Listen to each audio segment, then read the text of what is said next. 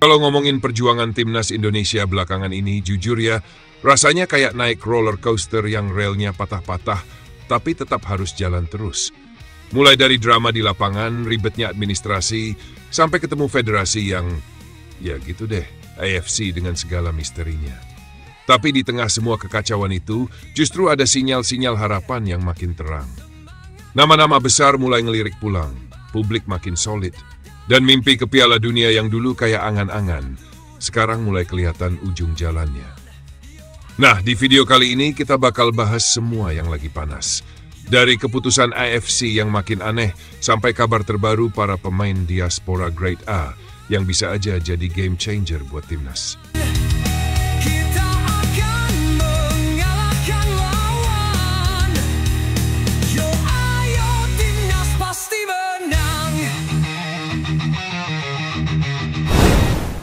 Perjalanan timnas Indonesia buat nyari tiket ke Piala Dunia, gila sih, capek banget cuma ngikutinnya apalagi yang ngejalanin.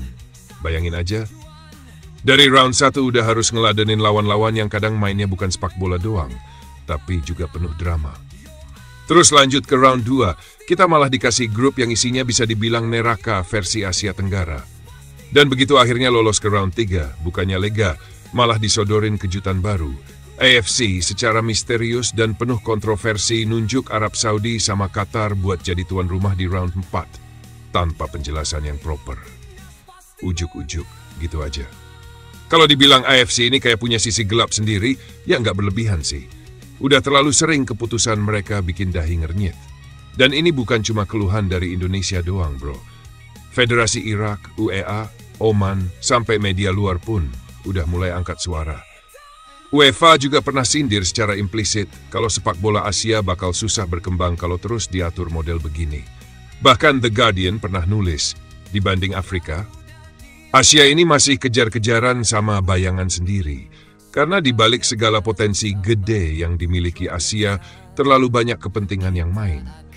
Tapi ya gitu, makin ditekan, makin banyak juga yang tergerak. Kayak ada efek kebangkitan. Mungkin emang benar ya kalau dibalik kesulitan itu selalu ada kemudahan.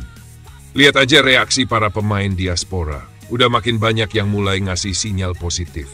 Setelah sebelumnya kita dapat Ole, Emil, James, Pelupesi, dan lainnya, sekarang giliran nama-nama seperti Jero, Tristan, Laurin Ulrich, sampai Pascal Struijk yang mulai disorot lagi. Bahkan Pascal, pemain Leeds United yang udah lama diincar, lagi-lagi nunjukin kode keras lewat tato garudanya yang terpampang di kaki. Dan ini bukan kabar asal-asalan ya, Pascal itu versatile banget. Bisa main sebagai bek tengah, bek kiri, bahkan gelandang bertahan. Kalau akhirnya deal, bukan cuma nambah kedalaman skuad, tapi langsung ngeboost value timnas di mata dunia. Bayangin kalau kita punya kombinasi Tom Hay, Joey Pelupesi, dan Pascal. Apalagi kalau ditambah Laurin Ulrich yang dari segi teknis udah jadi andalan Stuttgart. Lalu Tristan yang bisa nutup sektor sayap atau bek kanan. Dan jangan lupakan Milano Jonathan, pemain muda yang punya kecepatan dan visi tajam. Mereka ini bisa bikin timnas jauh lebih fleksibel, nggak melulu tergantung 1-2 nama. Tapi sayangnya ngurus dokumen mereka itu kayak main sinetron, banyak plot twist, kadang mentok di administrasi, kadang di federasi asal, kadang juga nunggu izin ilahi. Tapi selama niat baik dan prosesnya dijalanin terus, harusnya sih bisa. Sekarang kita balik ngomongin AFC. Ini badan yang seharusnya jadi pengayom sepak bola Asia, tapi kadang justru kayak agen chaos.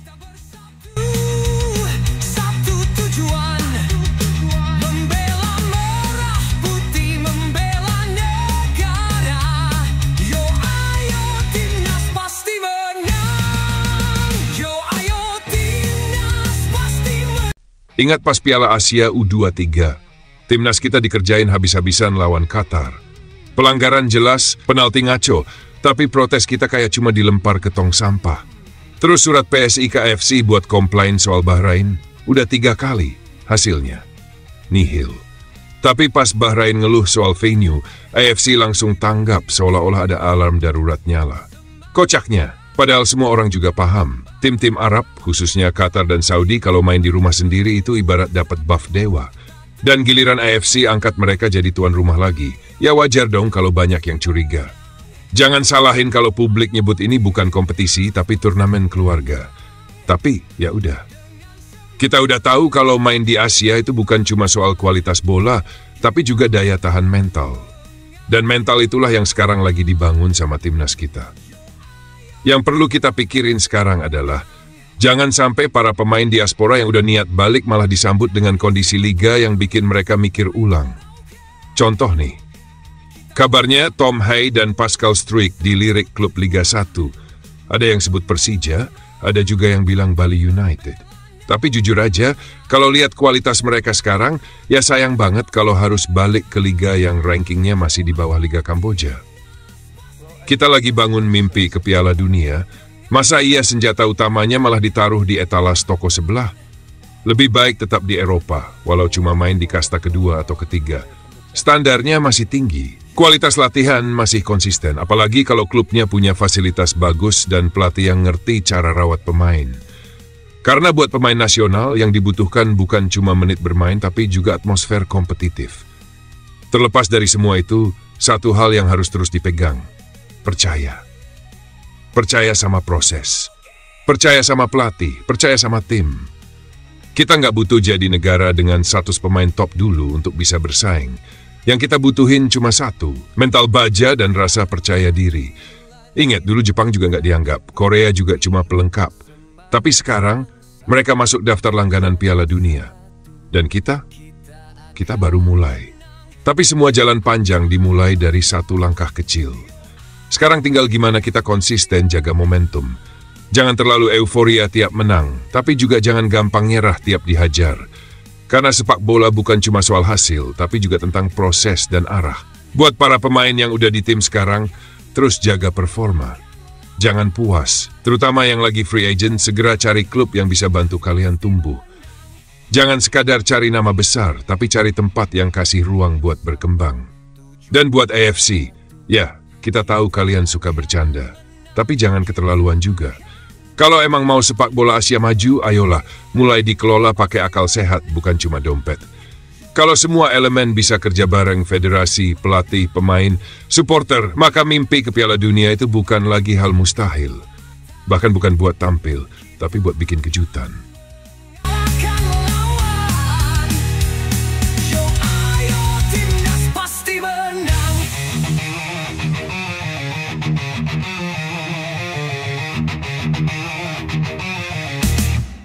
Ya, Timnas Indonesia, tim yang dulu sering diremehkan, kini mulai diperhitungkan dunia. Perjalanan menuju Piala Dunia 2026 belum selesai, tapi yang pasti, kita udah masuk ke babak yang lebih serius, round 4. Lawan-lawan kita kali ini enggak cuma kuat di lapangan, tapi juga licin di luar lapangan. Tapi justru di situ menariknya, bisakah Indonesia melawan semuanya? Bukan cuma 11 pemain, tapi juga sistem. Selesai sudah babak ketiga kualifikasi Piala Dunia 2026 zona Asia. Jepang, Korea Selatan, Australia, Iran, Uzbekistan, dan Jordania udah mengunci tiket ke Amerika Serikat, Meksiko, dan Kanada tahun depan. Nah, buat tim-tim yang finish di posisi 3 dan 4 masing-masing grup, perjuangan belum kelar. Mereka harus melanjutkan pertempuran di babak keempat, dan salah satu yang ikut serta adalah Timnas Indonesia. Uniknya, Indonesia jadi satu-satunya tim non-Timur Tengah yang masih bertahan di babak ini. Sisanya, ya ada Qatar, Arab Saudi, Irak, Uni Emirat Arab, dan Oman. Nama-nama yang bukan cuma kuat di lapangan, tapi juga dikenal punya kekuatan lain di luar itu. Udah jadi rahasia umum kalau lawan-lawan dari kawasan Jazirah Arab ini nggak cuma tangguh secara teknis, tapi kadang juga nyebelin kalau urusan non-teknis. Wasit, drama lapangan, provokasi, pokoknya komplit. Yang bikin makin panas, kabarnya AFC, Konfederasi Sepak Bola Asia, buka peluang buat tim-tim di pot unggulan jadi tuan rumah babak keempat. Awalnya, format round 4 ini disebut-sebut bakal digelar di tempat netral. Tapi belakangan muncul kabar kalau AFC justru mengubah haluan. Pertandingan akan digelar di negara-negara dengan ranking FIFA tertinggi dari tim yang finish di posisi 3 dan 4 round sebelumnya. Dan dari sini, yang menonjol sebagai calon tuan rumah adalah Qatar dan Arab Saudi. Dua negara yang disebut-sebut akrab banget dengan AFC. Secara poin, seharusnya Irak dan Uni Emirat Arab yang punya kans besar jadi tuan rumah. Tapi karena AFC pakai patokan ranking FIFA, Qatar yang ada di peringkat 55 dan Arab Saudi di posisi 58 akhirnya nangkring di pot 1. Irak dan UAE turun ke pot 2, lalu ada Oman dan Indonesia di pot 3. Dari sini muncul kecurigaan publik. Jangan-jangan AFC lagi-lagi berpihak ke negara yang punya power lebih, baik dari sisi politik maupun finansial. Apalagi kalau mengingat Qatar dan Arab Saudi memang punya reputasi soal keluesan mengatur banyak hal di balik layar. Tapi di sisi lain, Indonesia nggak bisa cuma teriak soal ketidakadilan. Sekarang waktunya fokus. Karena sejatinya kalau Garuda bisa lolos ke Piala Dunia, itu bukan cuma kemenangan untuk sepak bola nasional, tapi juga buat FIFA. Serius, nggak banyak negara yang punya basis supporter segila Indonesia. Stadion penuh, nonton bareng rame, jersey laris, dan engagement digital yang luar biasa. Nggak heran kalau media-media besar internasional mulai melirik. Bahkan ESPN terang-terangan bilang Indonesia adalah raksasa tidur Asia yang mulai bangkit. Makin menarik lagi ketika pelatih Jepang, Hajime Moriyasu, sempat memuji Indonesia sebagai tim yang unik dan berpotensi besar untuk menjadi kekuatan baru di Asia. Ia menyebut bahwa dengan skuad ideal dan persiapan matang, Indonesia bisa mengubah peta persaingan sepak bola Asia ke depannya. Tentu semua itu nggak instan. Kita masih butuh waktu dan proses, apalagi dari sisi internal. Pembinaan usia muda, kualitas liga, dan kontinuitas pelatihan masih jadi PR besar. Tapi melihat perkembangan sekarang, timnas Indonesia jelas udah melangkah ke arah yang lebih baik. Walau ranking FIFA masih fluktuatif karena efek masa lalu, termasuk sanksi FIFA, tren positifnya mulai terlihat. Lihat saja perjuangan di round 3 kemarin. Walau sempat digebuk Jepang 6-0, Garuda juga berhasil tahan imbang Bahrain. Itu penuh kontroversi. Dan saat lawan Australia, meski kalah, permainan kita jauh lebih berani dari sebelumnya. Itu tandanya progres itu ada.